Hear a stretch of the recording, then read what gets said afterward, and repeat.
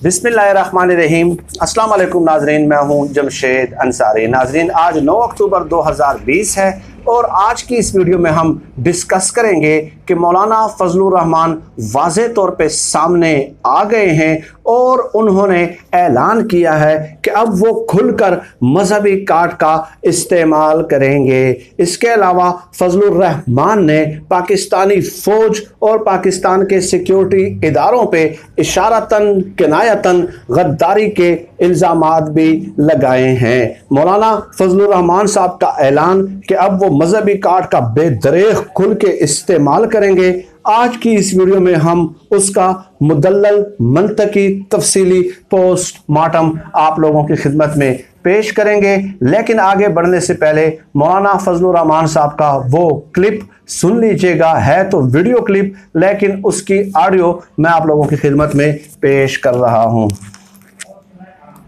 10 अफराद से उन पर गद्दारी का मुकदमा कायम है। ये किसने गद्दारी का केस किया है? थाना शादरा में जो खुद गद्दार हैं, जिनके खिलाफ गद्दारी के फैसले हो चुके हैं और जो अदालतों में पेश होने के लिए तैयार नहीं हैं, जिसमें 3 जनरल हैं, लेफ्टिनेंट जनरल रिटायर्ड, जिसमें आज़ाद कश्मीर के प्राइम मिनिस्टर हैं। इस किस्म के हथकंडे आप इस्तेमाल कर रहे हैं। आप इंडिया के एजेंट नहीं बनते।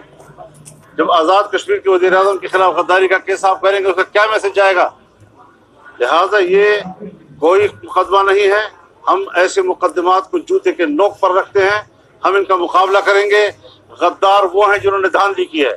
गद्दार वो हैं जो अवाम के मैंडेट के बगैर कौम पर मुसल्लत हैं। गद्दार वो हैं कि जिसके खिलाफ फैसले आए और फिर अदालती कमीशन तहलील कर दिए गए। लिहाजा इस हवाले से जंग न छेड़ी जाए। हम ऐसे जंग में लड़ने के बड़े आदी हैं और हम मुल्क को इस गद्दार वो हैं जिनके खिलाफ गद्दारी के फैसले आए तो पूरे के पूरे अदालती कमीशन जो है वो तहलील कर दिए गए। गद्दार वो हैं जिन्होंने धांधली की है।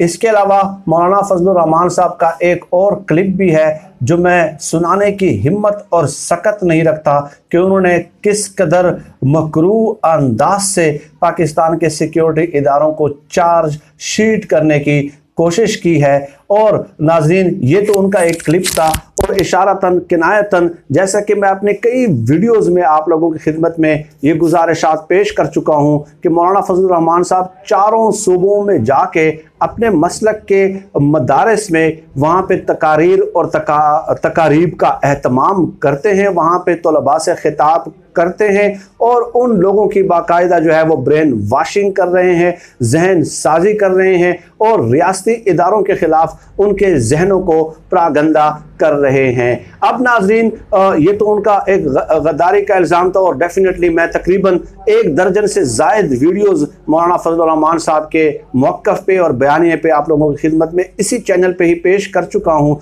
लेकिन मैं एक बात की तरफ आप लोगों की तवज्जो मबजूल कराना चाहता हूँ और वो ये कि मौलाना फजलुर रहमान साहब ने जब ये कहा है कि अब हम खुलकर मजहबी कार्ड का इस्तेमाल करेंगे और बेदरेग इस्तेमाल करेंगे, जहां हमें मुनासिब लगा हम इस्तेमाल करेंगे। अब इस पे मैं एक गुजारिश वज़ीर आज़म पाकिस्तान इमरान खान साहब की खिदमत में पेश करना चाहता हूं और वो ये कि भुट्टो का नुक्ता ज़वाल क्या था। नाज़रीन, आप लोगों को याद होगा कि भुट्टो के ख़िलाफ़ भी जब तहरीक शुरू हुई तो वो धांधली के ख़िलाफ़ तहरीक थी, धांधली के नाम पे शुरू हुई। PNA पाकिस्तान कौमी मूवमेंट था, वो 9 स्टार्स 9 सितारे थे उसमें। तो उसमें मौलाना फजलुर रहमान साहब के वालिद भी थे।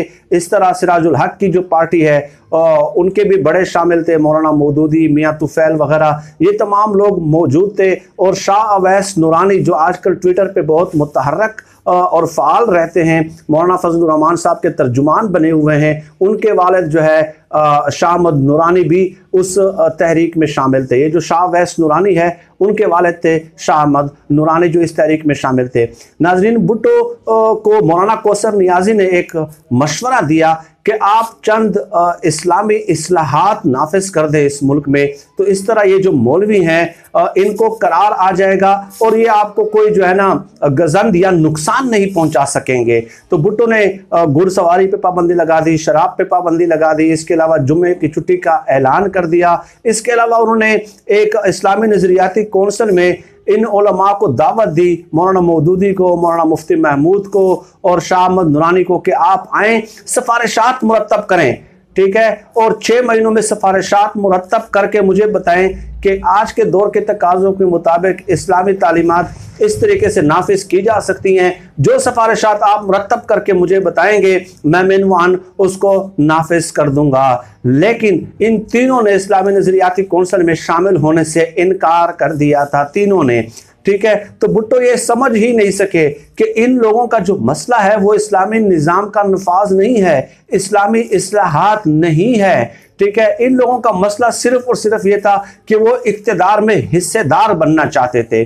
चुनांचे हुआ क्या कि उन मौलवियों को जो है अपनी ताकत का एहसास होना शुरू हुआ। पहली बार उनको ये महसूस हुआ कि हम इस कदर ताकतवर हैं कि हमने ये इस्लामी इस्लाहात भी नाफिज करवा दी हैं और इस्लामी नज़रियाती कौंसिल में शमूलियत के लिए भी जुल्फ़िकार भुट्टो को जो है वो हमने कन्विंस कर दिया है। तो क्यों ना इस पे मुकम्मल अंदाज से अटैक कर दिया जाए और इस मजहबी कार्ड को मजीद सख्त से सख्त तल्ख कर दिया जाए। तो नाजरीन, मैं आप लोगों की खिदमत में ये भी गुजारिश पेश कर दूं कि उस वक्त जो है बाकायदा फतवे दिए गए और मसाजिद से ऐलानात किए गए कि आप जलसों में आए, और बाकायदा उनके जलसों में अजानें दी गई। और मैं वो बातें बहुत सारी ऐसी हैं जो मैं बता भी नहीं सकता, बीइंग अ मुस्लिम मेरी ज़बान पे वो बातें नहीं आती, कि ऐसे फतवे भी दिए गए कि आप कुरान मजीद जो है ना अपने गले में लटका कर जलसों में शरीक हों, ताकि भुट्टो अगर दफ़ा 144 लगाए तो अगर आप पे जो है ना वो अगर लाठी चार्ज देने का हुक्म दे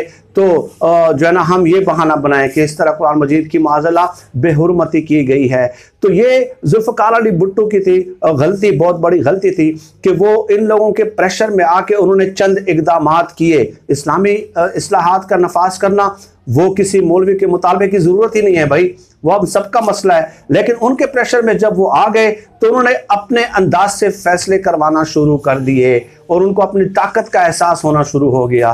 तो इमरान खान साहब का ये क्रेडिट है, यकीनन ये क्रेडिट है, यानी कि मैं ये कोई पॉलिटिकल पॉइंट स्कोरिंग नहीं कर रहा, कि आज तक वो इन मौलाना फजलुर रहमान साहब की ताकत से मरऊब नहीं हुए। उन्होंने तमाम तर अपने मजहबी कार्ड इस्तेमाल किए।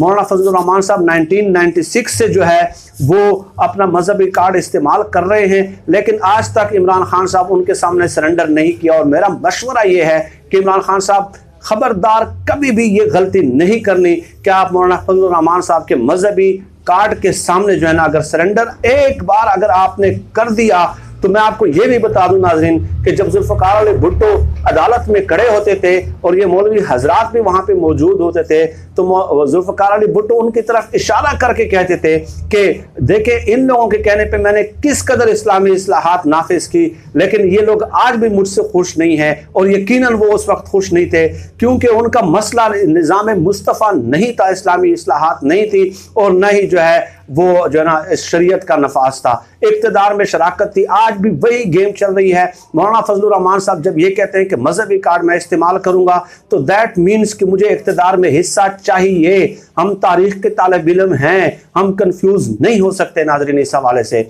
इस्लाम पे हमारी जान कुर्बान है भाई। मौलाना फजलुर रहमान कहाँ से आ गए? मौलाना फजलुर रहमान साहब हमें बताएंगे कि कौन कितना मजहबी है, कौन कितना मजहबी नहीं है। इस्लामी निज़ाम का नफाज होना चाहिए, नहीं होना चाहिए, इस्लामी इस्लाहात होनी चाहिए, नहीं होनी चाहिए, ये मौलाना फजलुर रहमान से पूछ के हमने करनी है, या वो हमें बताएंगे कि दीन से मोहब्बत और इश्क़ रसूल क्या होता है और उसके तकाजे क्या हैं। क्या हम अनपढ़ हैं? क्या हम तारीख नहीं पढ़ते? क्या हम मजहबी किताबें नहीं पढ़ते? क्या हमने उस्तादों से नहीं पढ़ा? क्या हमें उलमा के नाम नहीं आते? आपके जो उस्ताद हैं उनके उस्तादों के उस्तादों के उस्तादों की किताबें अल्हम्दुलिल्लाह हम रात को पढ़े बगैर सोते ही नहीं और नींद हमें नहीं आती। तो आप कहाँ से आ गए और आपकी क्या औकात है कि आप इस तरह की बातें करें? नाजरीन, कई बातें हो सकती थी, लेकिन मैंने उनके मजहबी बयानिए पे जो है वो सिर्फ आज बात करनी थी, जहाँ तक उनका रियासती इदारों पर गद्दारी के इल्ज़ामात हैं। तो पाकिस्तानी एक बच्चे के खून में पाकिस्तान की फौज के साथ और सिक्योरिटी इदारों के साथ जो है मोहब्बत उनकी रगो पे में सरायत कर चुकी है और दौड़ रही है खून की तरह। जिस तरह खून रगों में दौड़ता है, ऐसे ही हर पाकिस्तानी के रगों में पाक फौज से मोहब्बत जो है वो उनके रगों में सरायत कर चुकी है। वो मोहब्बत, इस किस्म के बयानिए या इस किस्म के जो है ना मतलबी और इक़्तिदार के हवस परस्त सियासतदान जो है वो कम नहीं कर सकते। आज के लिए इतना ही। पाकिस्तान जिंदाबाद। अल्लाह हाफ़िज़।